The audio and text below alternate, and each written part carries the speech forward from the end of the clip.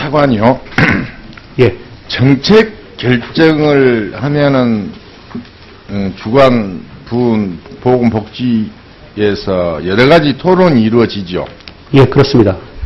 그런데 정책 결정에 청와대에서 일방적으로 통보하는 것은 합당하지 않죠. 상황에 따라서는 모르겠습니다만은 저희 같은 정책에 있어 기초연금 관련해서는 그런 정책 같은 경우에는 여러 부처가 협의를 해서 결정을 하지 어느 한 부처의 의견만이 단독적으로 반영되는 경우는 없다고 생각을 합니다. 그러니까 국민연금과 기초연금에 대해서 일방적인 그런 결정은 저는 아니라고 보거든요. 예, 실제 과정이 그랬었습니다. 네.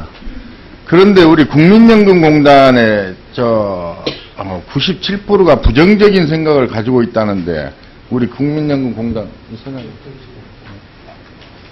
거기에 대해서 어떻게 생각하십니까? 짧게 답변해 주세요. 예. 자율적으로 하는 노조 활동이기에 뭐 자체가 맞는지 틀린지는 저로 할 수 없고 공단 이상으로서는 뭐 좀 부적절한 이 조사였다 생각을 합니다. 그러면서 노조가 선정한 대상이 5,000명이었고 답변한 사람이 1,300여 명에서 27% 이틀에 그쳤음에도 불구하고 27%만이 참여를 했습니다. 그래서 뭐 제가 볼 때는 대표성이 일단 조직 자체로서 잊을 수 있다고 판단을 하고 또 하나는 아시겠지만 노조가 사전적인 이 밖에 연금 횡령이라는 외곽 단체와 연결을 해서 노조원들을 나름대로 노조 활동 속에서 이루어진 상태에서 나온 결과라는 사실을 참고로 말씀을 드리겠습니다. 이사장으로서는 이 자체는 뭐 굉장히 안타까운 거라고 생각하지만은 좀 더 아까 차관님께서 네. 이야기했듯이 설득을 하고 제도가 잘 정착이 되도록 최선을 다하겠습니다. 국민연금에서는 관리 운영에 대한 것을 결정하는 거지 최종적인 정책 결정이나 이런 것은 아닌 걸로 봅니다. 알겠습니다. 우리 차관요. 예. 우리 그 한방 위축 문제에 대해서 질의하겠습니다. 예. 한방 위축 문제에 대해서는 어제 오늘이 문제가 아닌 것 같습니다. 한방 진료비에 대해서 한약 제재가 차지하는 비율이 1.2%로 급감하고 있는 걸 알고 계십니까? 예, 굉장히 낮다고 알고 있습니다. 그런데 1994년에 27.8%에서 2009년도 1.2%. 그러면은 이게 이제 한의학이 완전히 참 문제가 심각하지요. 그렇습니다. 예.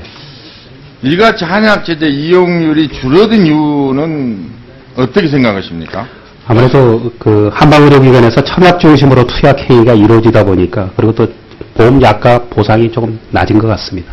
그러니까요. 본의원이 파악을 해보니까요.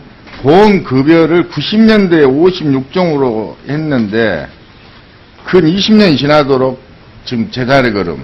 예. 그러면은 보험급여로 혜택을 주지 않으면은 절대 그 성장할 수가 없잖아요. 그렇습니다. 예. 그렇다면은 제가 인접국인 일본과 대만을 한번 보겠습니다.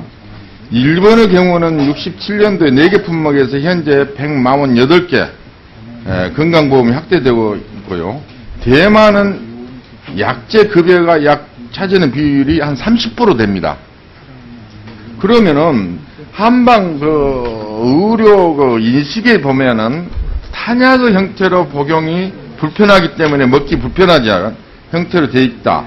또 비싸기 때문에 저렴한 한약이 개발돼야 한다는 답변이 약 85%에 달합니다. 예. 그러면은 이처럼 국민 대다수가 한약 형태의 변화를 요구하고 있지만은 한정된 보험급여로 인해서 한약제가 보편화되지 못하고 있는 것도 현실입니다.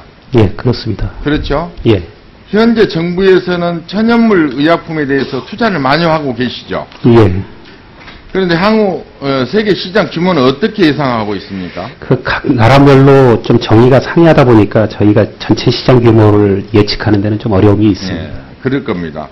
2020년도에는 2,600억 달러 규모가 이 예상치가 나와 있습니다. 예. 특히 이제 일본의 천연물 의약품 시장 규모를 보면은 1조 4천억 원 규모가 되고요. 우리나라는 약 2천억.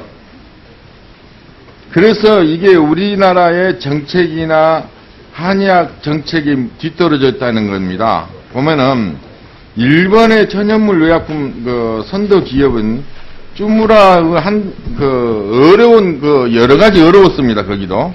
그래서 임상 연구 개발을 집중한 결과 아주 그게 전성기를 맞이하고 있습니다. 그러나 우리의 그 우수한 그 한의학 그 본국의 제도에 가로막혀 있습니다. 사실은. 예. 그렇게 생각 안 하십니까? 저희가 그 한약 제재에 대해서 그 보험이 좀 활성화될 필요는 있습니다. 그래서 이게 지금 4대 중증질환 그 한방 치료 효과가 이렇게 상당히 높잖아요. 예. 그런데 그런 한방에 대한 그 보장성을 강화해 주면은 활성화가 되지 않을까 이런 생각이 듭니다. 예. 저희가 좀 더 검토해서 보고 드리도록 하겠습니다. 지금 우리가 시간 관계상요. 최근에 그 3년간의 그 리베이트 문제로 적발된 의료인이 몇 명이나 되는 거예요? 저희가 추정하기는 한 300만 원 이상 받으신 분이 한 약 900명 정도 되는 것으로 알고 있습니다. 근데 이제 문제는 최근 언론에 보면은 중요 그 대학병원에서 근무하는 병원장 의사가 그 제약회사의 사회이사로 예. 이렇게 들어가고 있잖아요. 예, 그렇습니다. 근데 예. 그분들이 어떤 역할을 하는 분들인가요? 아마 그 제약회사에서 사회이사로 그 영입을 할 때는 아마 제약사의 신약 개발 같은데 좀 전문적인 지식을 제공해달라는 어떤 그런 요구가 있지 않았을까 생각을 그렇죠. 합니다. 신약 개발에서 여러 가지 그 전문인으로서 지식이나 그 조언이 필요할 겁니다. 근데 제약회사가 그런 의사들을 사회이사로 그 선임하는 이유가 뭐라고 생각합니까? 그러면은 그분들의 금전적 보수나 이런 것이 어떻게 되는 걸 알고 계신가요? 저희가 뭐 보수까지는 파악을 좀 하기가 어려운 상황입니다. 뭐 사적인 그런데 계약 관계라서. 그러니까 제약회사와 이 같은 그 유착 관계가 또 이루어지고 있잖아요. 그 가능성은 네, 있습니다. 그럴 가능성이 예. 있습니다. 그래서 우리 차관한테 부탁드리고 싶은 거는 이런 문제를 해결하기 위해서는 의료기관장이 복지부 장관에게 신고하는 방법도 하나의 방법이 아닌가 이런 생각이 들어요. 예, 검토해보겠습니다. 그러면은 그게 투명하게 이루어지고 제약회사의 그 리베이트 상향이나 예. 그 민간의 계약 관계이기 때문에 그런 법률 관계하고 저희가 다시 한번 좀 검토를 해보겠습니다. 그래서 보고를 드리도록 하겠습니다. 네, 이상입니다. 고맙습니다. 네, 김정도 의원님 수고하셨습니다. 다음은 존경하는 민주당의 김용익 의원님 질의해 주시기 바랍니다.